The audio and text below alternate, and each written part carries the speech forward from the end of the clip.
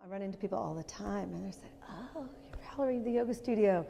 That must be great. And I think the perception there is that I'm doing yoga all day.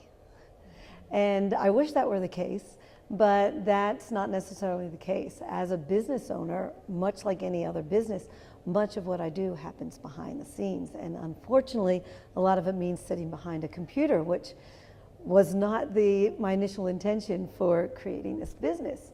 But it's a little bit of the reality of running the day-to-day things at the studio.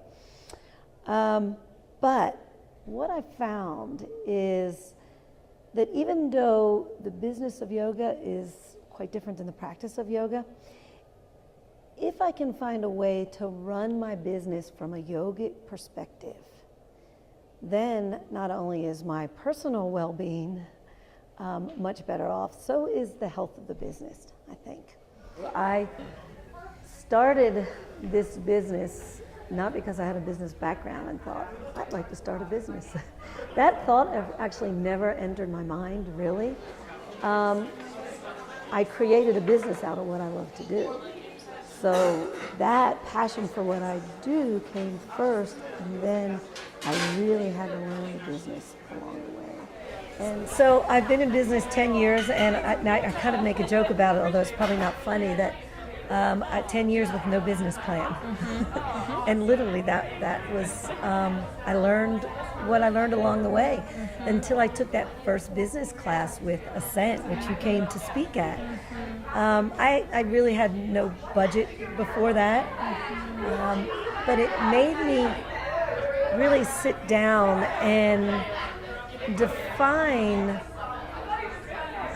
my intentions, my values, my own unique offerings, and how those fit into the bigger picture. And what I've found is that I have to keep coming back to that, right? Because sometimes I can get caught up in all the little details of running the business, and I kind of get hyper-focused. And I know your business is called Bird's Eye, so I guess it really allows us to step back and look at the bigger picture of things and how those details fit in there. And that's what that particular business class for me allowed me to do both. It allowed me to define the details and then step back and look at the bigger picture. And now what I need to do is keep reminding myself to go back to my intention.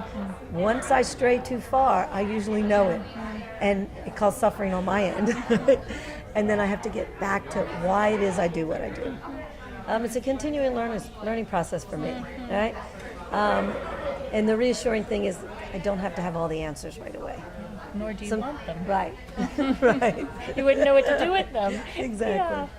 Yeah, super. And I learned so much. I mean, in so many ways, I feel like I have the greatest job in the world, right? And I learned so much from my teachers, from my community, and I get to sit in Sangha again and again with like-minded people. And I learned so much from that group. I kind of look at our community and that Sangha as kind of my collective guru.